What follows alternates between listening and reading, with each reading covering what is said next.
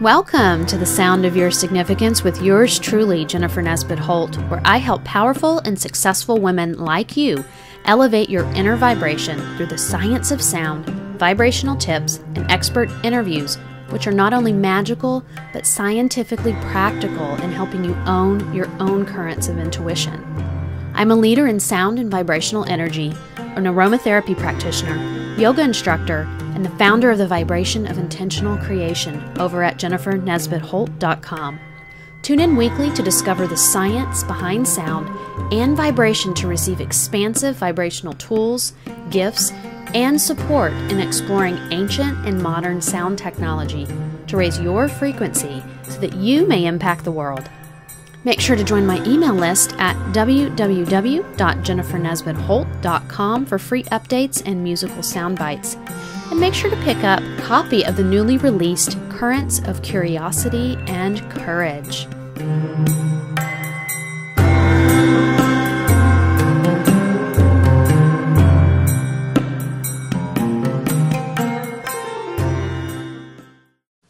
So hello. Welcome back to the Sound of Your Significance. We're trying something new today where I'm actually recording a video with my lovely guest.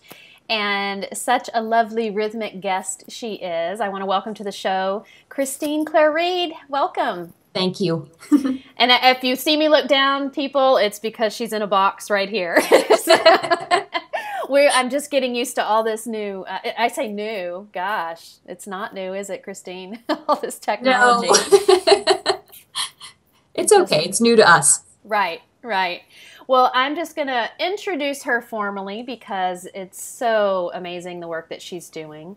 And I want to do her a good service to highlight what she is elevating, how she's elevating the energy in the world, rather. So after a lifetime of working her little tush off and using every tool available to overcome debilitating depression and anxiety and a plethora of other emotional and physical ailments, Christine found joy again when she returned to dance at the age of 40, which I'd love to hear more about that when we get to it, Christine.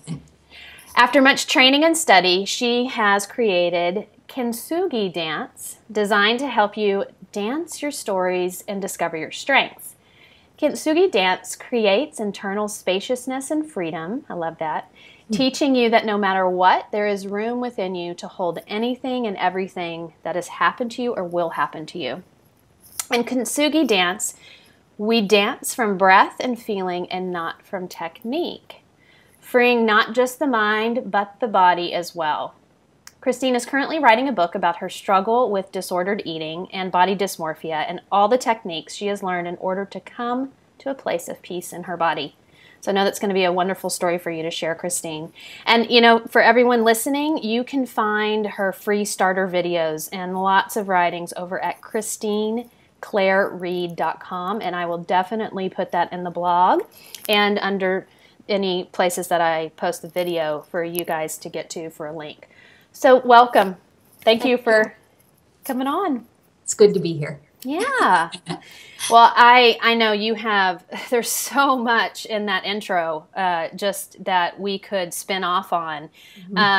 You know, first, I'd love to hear how at the age of 40, you know, this is something that you discovered, you created. What was that process like from you and what place were you coming from? Well, let's see. In my mid-20s, I stopped dancing altogether because depression just, I think, eventually eats the thing that you're born with that would actually save you from it. So by my mid-20s, I just completely stopped dancing. But luckily, I started doing yoga, which at least kept me in my body to some degree. It didn't help with the depression. I think it helped the depression not get even worse, even though it was bad enough. That's hard to talk about. So by how old am I now? I'm 46 now. So in my early to mid 30s, I started doing Kundalini yoga. And I think like this was a whole trail of breadcrumbs that eventually led me to where I am.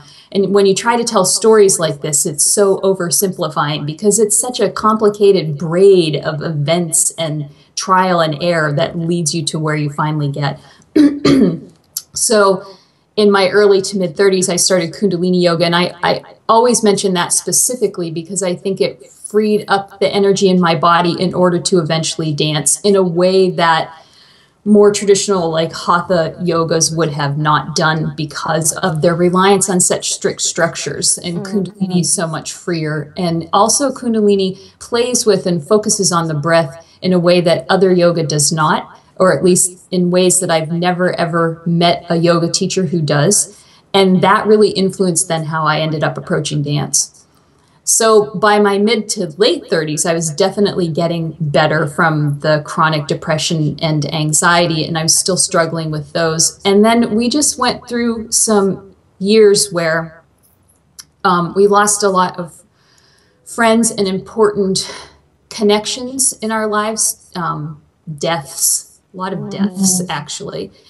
That when that starts happening to you, I think everything changes in ways that you can't imagine until that starts happening to you. And right before, around the time I turned 40, we lost a very dear friend, Ken, and he was in his mid 50s.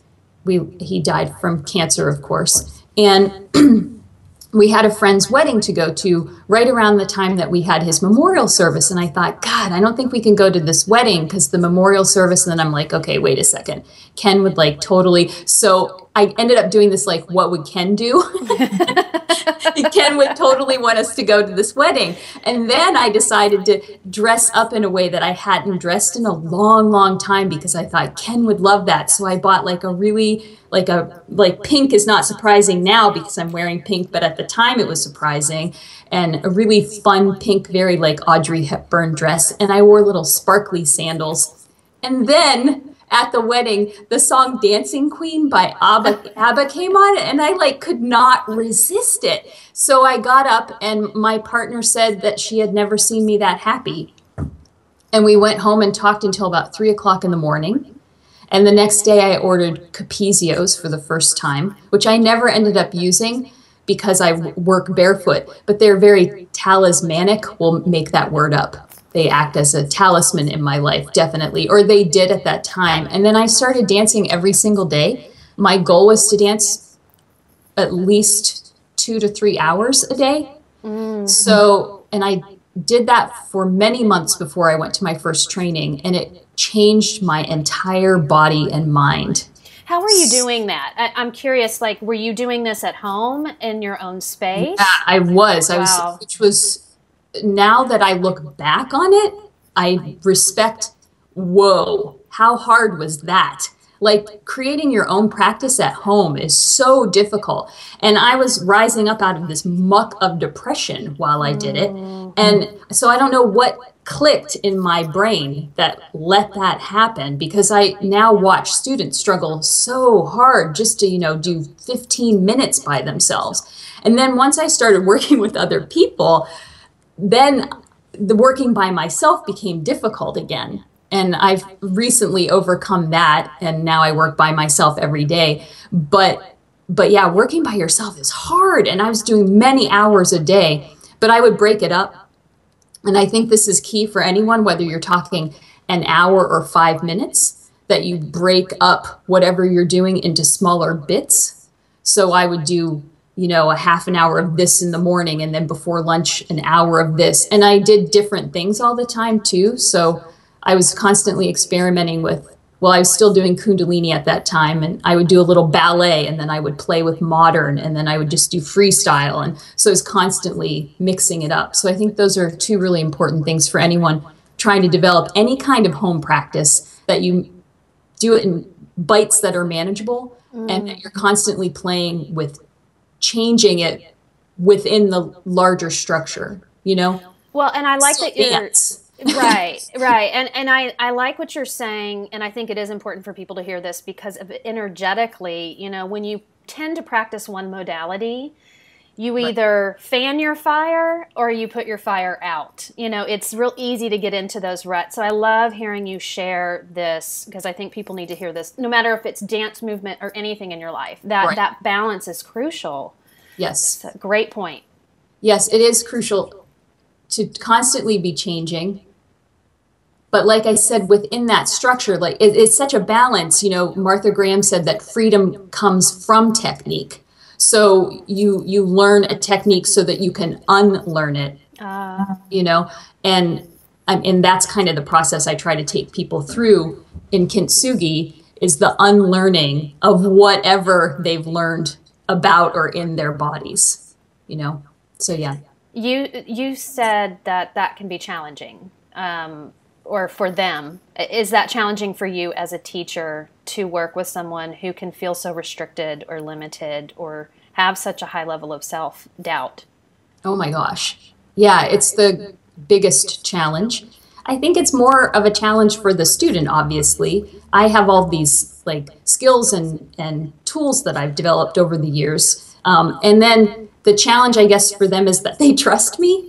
Just trust me, you know, to do this, and it'll eventually crack open whatever needs to be cracked open, or it'll release whatever needs to be released. But yes, in particular, if I'm working with people who've had dance training, they're usually the hardest, to get them to get rid of the training and to let themselves just be free in their movement is huge. I've watched a lot of people who have dance training not be able to overcome that. So the few people I've worked with who do, it's such a big deal, you know. But I think too that they had a craving for the freedom to start. You know, even when I was younger and I was training and I was doing choreography and learning choreography and doing that very traditional way of dancing, I always had this urge for the freedom of what I do now, you know. So it makes sense to me that I'm where I'm at, because I wanted it when I was 15. And I would struggle with other dancers my age who couldn't do it. I would get so mad at that age, you know. Yeah. Like I would try to work with them on more spontaneous choreography pieces and they would want counts. But I would yell at them, can't you just feel it? And I think, God, I'm still doing the same thing now at 46 that I was doing at 15. So How sad is that, though? That breaks my heart, that something that should be so fluid and primal and innate, yes. it can be taken and systematized. Is that a word? Yes. Just so rigid. And you know, the experience that I have seen a lot of dancers come into like a yoga teacher training kind of for the same reason. They're injured, they're washed up, and they're 25, you know, and it breaks my heart because the mentality they have around that, it's just sad. It's so sad to watch those dancers in that space. I mean, they're making a step to get past it, but wow. They think they're done. Yeah, I know. They're not. I know. That's part of what I feel like is part of the purpose of my work, is to teach people that they're not done, that you're just beginning. That's beautiful. Which is if you study, so I study Japanese Buto, which is a movement art that came out of World War II and was kind of a response to the violence of that, and it's considered an anti-aesthetic in that it's not seeking out like beauty and perfection in dance, it's seeking out honesty. And in Buto, you're not even really considered really getting started until you're an elder, until you're in your 60s or 70s. And then like the founder of Buto felt like he didn't really do what he needed to do with his body until he was in his 80s, you know? So that mentality contrasted to this Western, very like ballet influenced mentality of being finished by the time, even into your 30s, that would be considered exceptional. You know, if you lasted into your 30s. So yes, it makes me very sad. Yeah. We'll pout. Yeah. Well, but that's why I love what you do. I mean, you're finding at least you're able to help some of those dancers, but talk a little bit about, you know, the layman and who's coming to you and why are they coming to you? How is that transforming that process? We talked a little bit about this on our call, you know, a week or two ago. How are they coming to me? I guess the why. Question. The why might to me. Let's start with that. Yeah, I guess that a lot of people, I think, who come to this work are people who have these secret or not so secret desires to dance, who have been told that they couldn't for one reason or another. I get a lot of women who've had their hearts broken by dance when they were younger. Maybe by the time they got into puberty, they grew too tall, or they got large breasts, or they just were more voluptuous than their dance teacher thought that they should be to fit the mold. And we can thank Balanchine for that, basically. He loved really tall, skinny, anorexic looking ballet dancers. And that like changed the face of ballet, that one person. So they've been told that they can't for one reason or another. They're too athletic.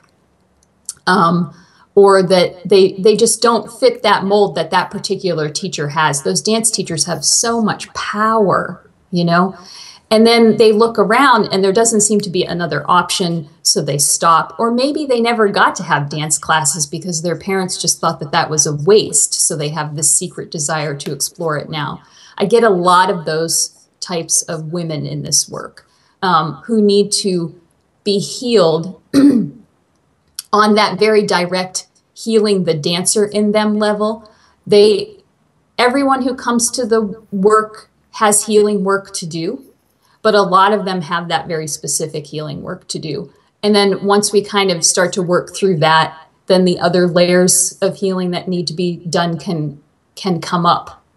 You know, getting past that fear around dance, the idea that they're not supposed to be doing it or they're not good enough to do it, all those layers, they can come off pretty quickly when they understand that I am giving them complete permission to just completely be themselves. Because at that point, they need that external permission because they were locked down by an external telling them no, you know?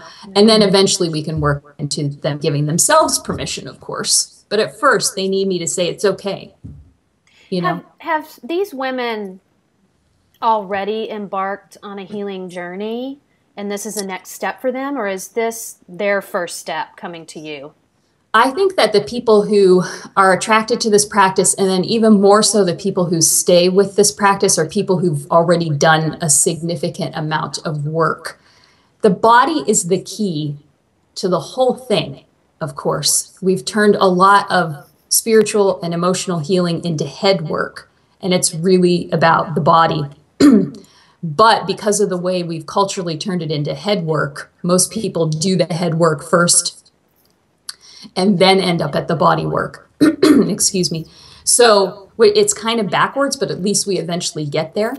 So that's usually who comes to me, just by virtue of the way that we've modeled it in our culture, you know, that you go to a therapist or you go to a spiritual director and you talk out these things first. We think that we can think our feelings, but we have to be able to feel our feelings. And that's when real, true, whole health comes into play, when we can actually feel the feelings and not talk about them out here somewhere. So they've been talking about them out here, and they usually realize, most people who come to me usually realize that there's a disconnect happening between the head and the rest of the body. So they come for that specifically, thank God, because that's what it's for. And then once all that's connected, they're surprised at how little they ever really need to talk about that thing anymore, because they've felt it, and they've felt that they can feel it, and that it won't kill them, and that they're still okay, and that it's of the past, and that in the present they're safe regardless. They feel that they can feel it. They feel that they can make space for it. And I think one of the really startling things that people learn through the process is that they don't have to get rid of it. That it's not, these things that have happened to us, these difficulties are not things that we have to get rid of, or that we even have to, quote, heal, but that we just have to make space for those things. And then they can reside next to the happy even. And then it is, because it's who we are, human beings are paradoxical in nature. We can contain everything all at once. And the dance really teaches you that. Yeah. Well, you know, you are very clear on the work that you do. And I find, And I find so much beauty in that. We talked a few weeks ago about how to come to work with you virtually and what that looks like. And you had talked about the group setting being a pretty dynamic space. Can you explain why that is for the participants, and then how someone could contact you to work, to do this amazing work? Well, in-person group work feels most efficacious to me for everyone involved. I think that there's an energy exchange that happens that is helpful to everyone. I think that being in a group also facilitates a sense of privacy too, because then it's not just me working with you and you're the center of attention. So it's a safety issue, I think, the group. But I think we talked about energetically, the things that can happen in a group are so thrilling and so bizarre. Yeah. And I mean that in the most wonderful way, where like people who've never met, who have absolutely no connection outside the space, even people who maybe are dancing in a space together for the first or second time, they haven't even worked together for a long time. And I'll be observing, and this woman over here at the front of the room and that woman at the back of the room are doing the same freaking thing, you know, and they're not looking at each other because people stay very internal with the work. A lot of people keep their eyes closed, or they keep them slightly lidded, or we use soft eyes. Or in Buto, you would say that you want to make the eyes like windows, where they're just receiving instead of looking, you know. So we use all that with the eyes. So it's not like they're watching each other and like imitating each other. They're just all of a sudden doing the same thing. So all this energy stuff happens when you're working in groups. But I've tried to take the work also more virtual so that I can reach people not just where I am physically.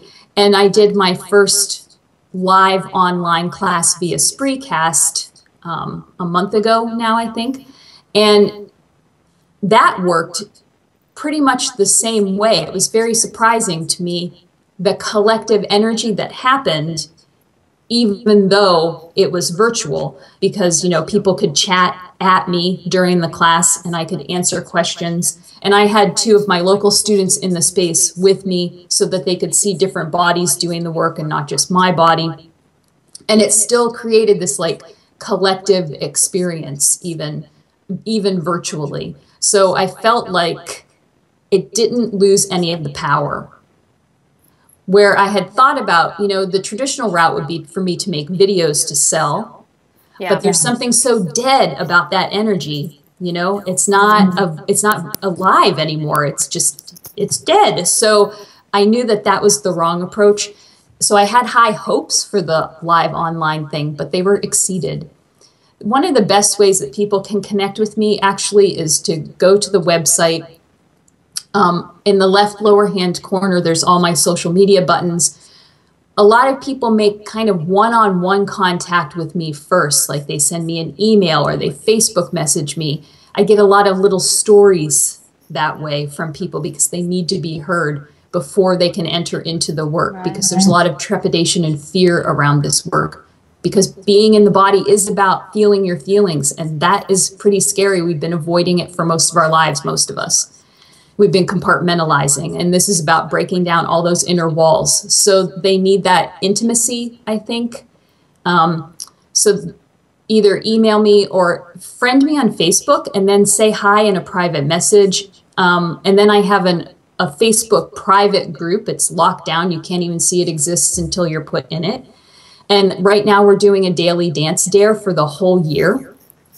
And Monday through Friday, I share new music every morning. And then I have a master file, so on the weekends you have access to all the music we've used so far. Cool. And I know that there are people in that group who've only missed a couple of days of dance since the beginning of the year. And it's just a commitment to one song. What could one song a day, moving in this free way, do for your life and your mind? So that's the dare. just dare you to try it just for a little while and see what it does. And a lot of people end up realizing they can't just do one song. They end up doing like a half an hour or more. And it's changing people's perceptions of themselves. So we learn to then experience ourselves from the inside rather than experiencing ourselves as a reflection of stuff that's outside of us, right? We're used to thinking of ourselves and experiencing ourselves via these other mirrors of other people or our jobs or our experiences. And this work lets us experience ourselves from the inside and know ourselves from the inside, and then move and dance from the inside. That's where the dance comes from. And then, of course, that translates into life. And I talk about this in this it's about free movement, but there are a lot of techniques and prompts that I use. This is not just, throwing you in without teaching you how to swim. Okay. So you give them initial work. Yeah, to explore. Well, and there are those free videos on the site underneath the tab of Online Studio, just 2 videos with some very basic techniques. Those are just very, very starter techniques, but they are things that you could explore. I don't know why I'm coughing today. They are things that you could explore for a very long time. They're things that I still use every single day, and that I still find new things from every single day. So it's the foundation. It's not beginner, it's foundation.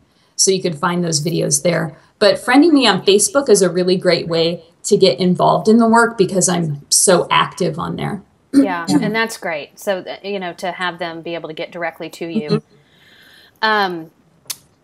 So I'm curious, we didn't talk much about the music last time, and that, of course, isn't it an integral part of what you do. Right.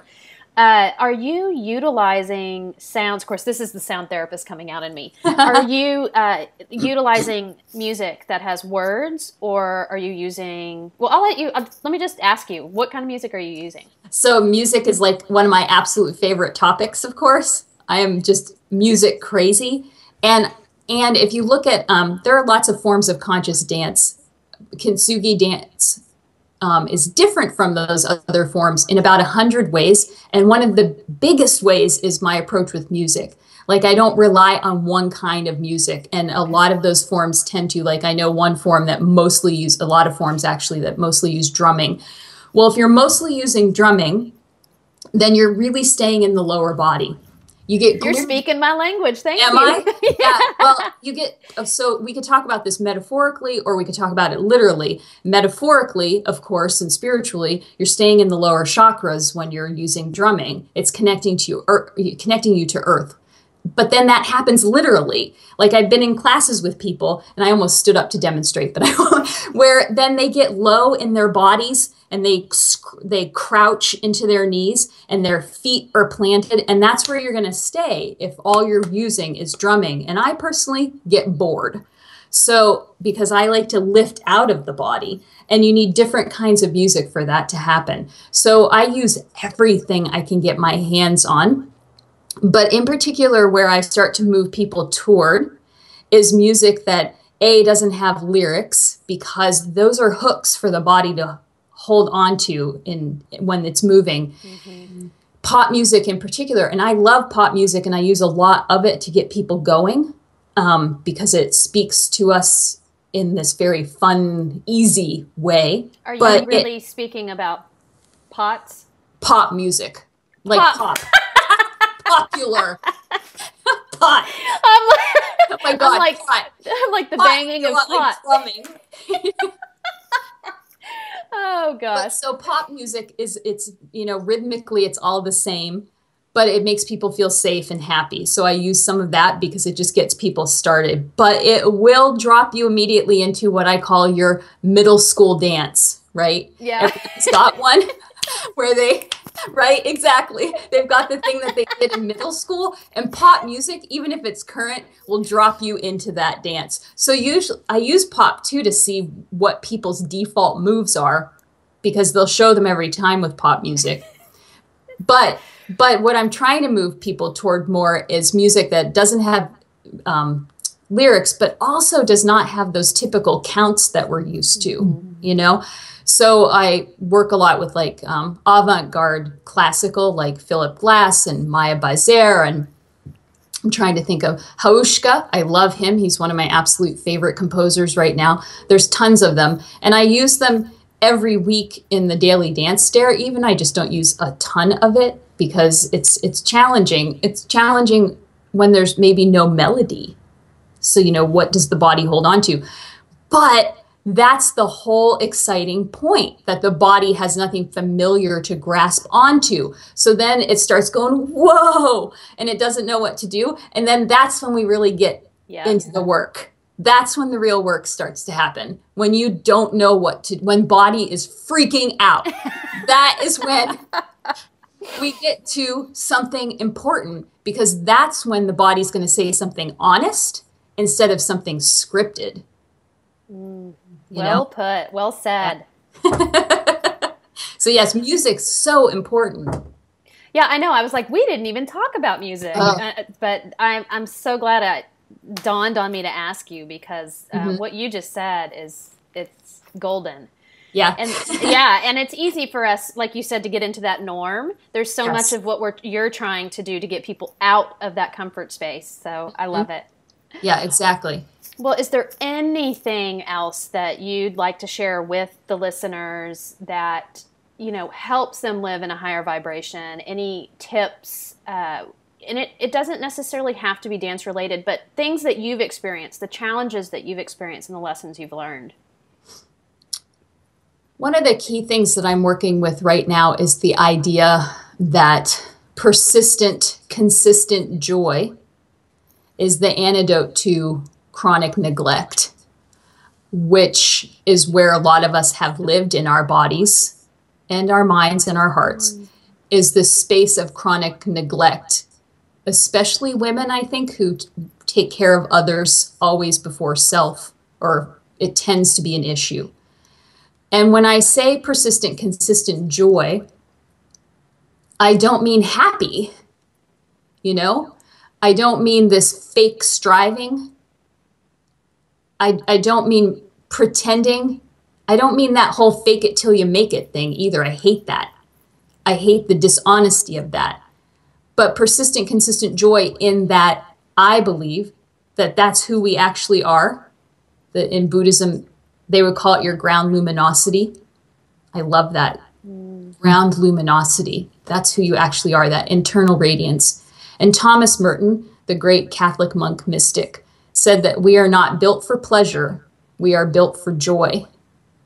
And I love thinking about that differentiation, that pleasure is momentary. It's that awesome piece of chocolate or that new car, which is cool, but there's something much deeper that is much more abiding and peaceful, and it's joy.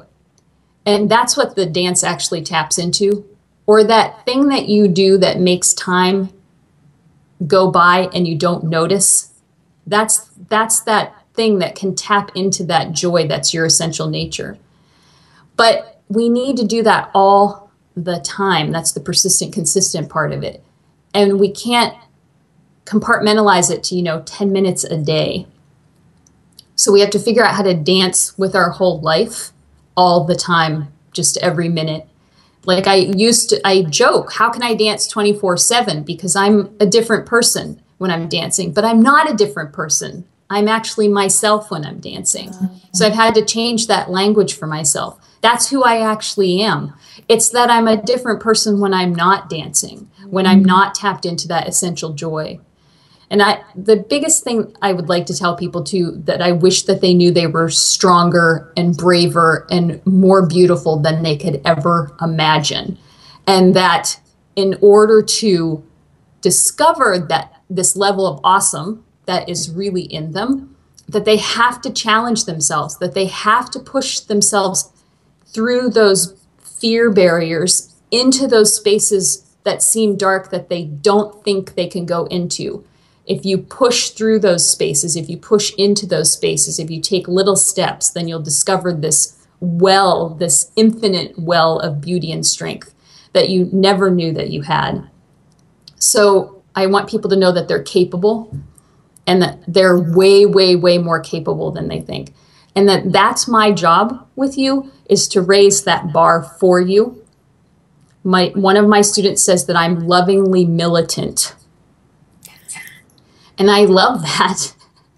I lovingly and militantly tell you that you can do more. So. Who doesn't want to contact you now?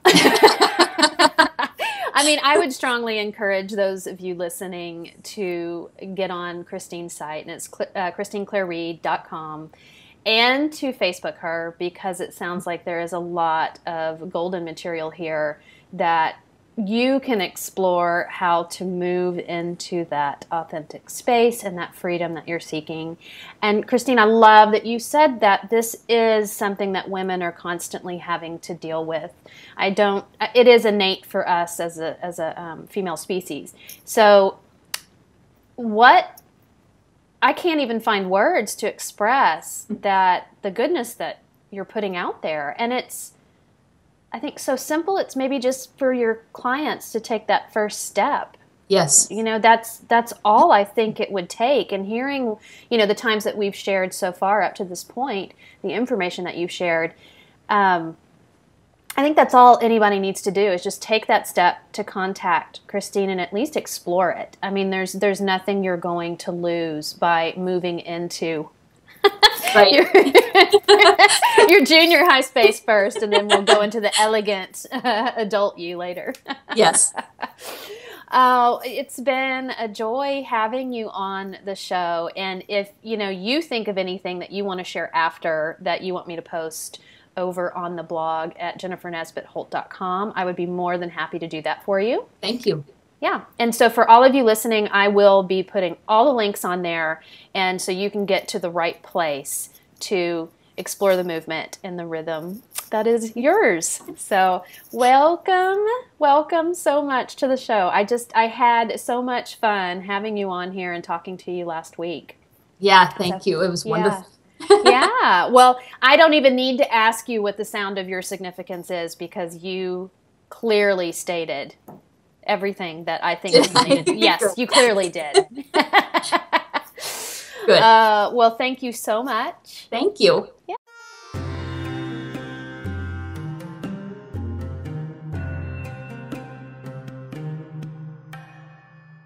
Thank you for tuning in. You were just listening to The Sound of Your Significance. If you enjoyed the show, please leave a review here on iTunes, and make sure to head over to www.jennifernesbittholt.com to subscribe for free vibrational tips, upcoming programs, events, and musical soundbite gifts from Jennifer. Stay tuned for upcoming episodes featuring interviews with experts on the science of sound, vibration, and aromatherapy, as well as women entrepreneurs who are successful in maintaining a high vibrational existence. Thank you for listening and sounding out your significance. By elevating your vibration, you are inspiring power and truth. Until next time.